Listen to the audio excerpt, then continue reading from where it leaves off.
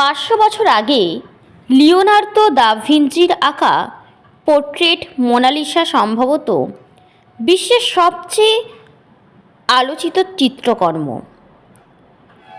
মোনালিসার রহস্যময় ছবির পেছনে রয়েছে অনেক তথ্য এবং মোনালিসার রহস্যময় হাসির পেছনে রয়েছে কোনো নারীর মুখ।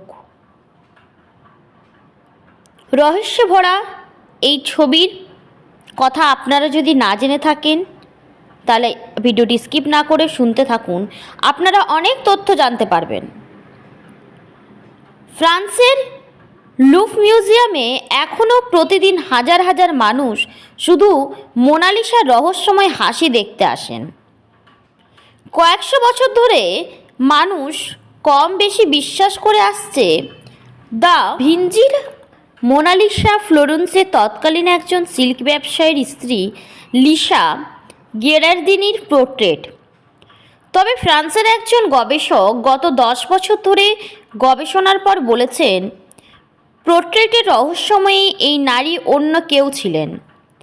আর এই তত্ত্ব নিয়ে শিল্পী মহলে শুরু হয়েছে তোলপাড়।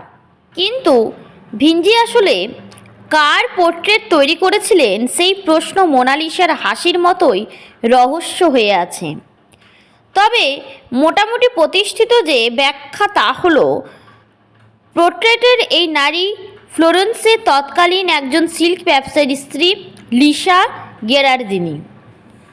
কিন্তু এই তত্ত্বকে চ্যালেঞ্জ করেছেন প্যারিসের একজন বিজ্ঞানী পাস্কাল কোট। 2004 সালে লুভ কর্তৃপক্ষ তাকে বিভিন্ন অ্যাঙ্গেল থেকে এই পোর্ট্রেটের ছবি তোলার সুযোগ করে দেয়।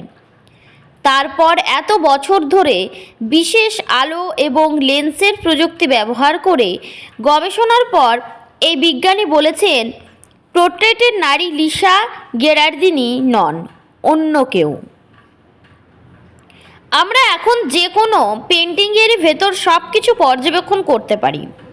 শিল্পীর প্রতিটি পোজ এখন পেঁয়াজের খোসার মতো পড়তে পড়তে দেখতে পারি। কোনো ছবি নিয়ে প্রথম থেকে পর্যায়ক্রমে শিল্পী কিভাবে এগিয়েছেন তা বুঝতে পারি। পাস্কাল কোট বলেছেন তিনি দেখেছেন ক্যানভাসের মোনালিসার পেছনে 3টি আলাদা আলাদা ইমেজ।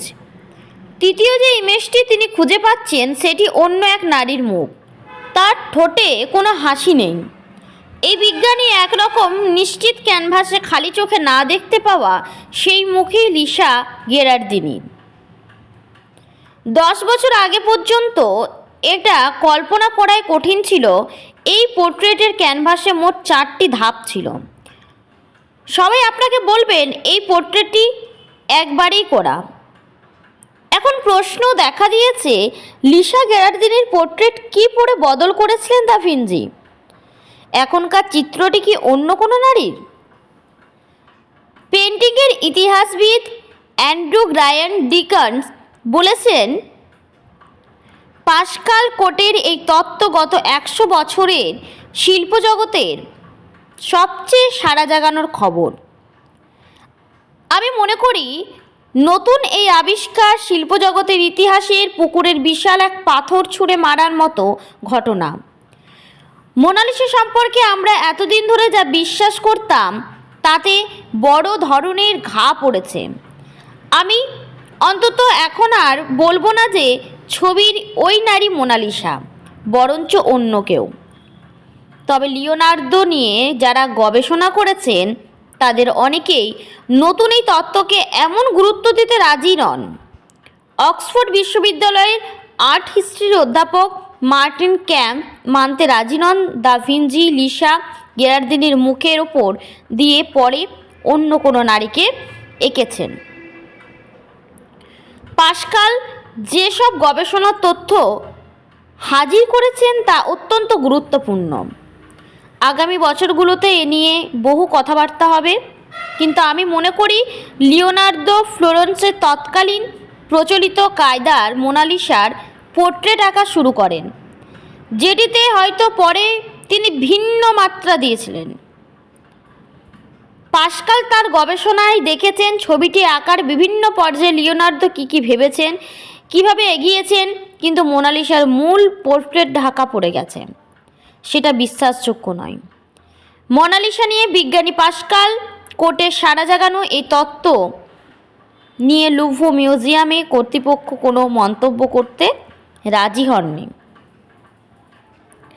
মোনালিসার এই পেন্টিংয়ের ব্যাপারে জেনে আপনাদের যদি ভালো লেগে থাকে চ্যানেলটিকে সাবস্ক্রাইব করে দেবেন, লাইক শেয়ার করতে ভুলবেন না। আমার আজকে ছোট্ট ভিডিওটি এ পর্যন্ত থাকলো। আপনারা ভালো থাকবেন, সুস্থ থাকবেন।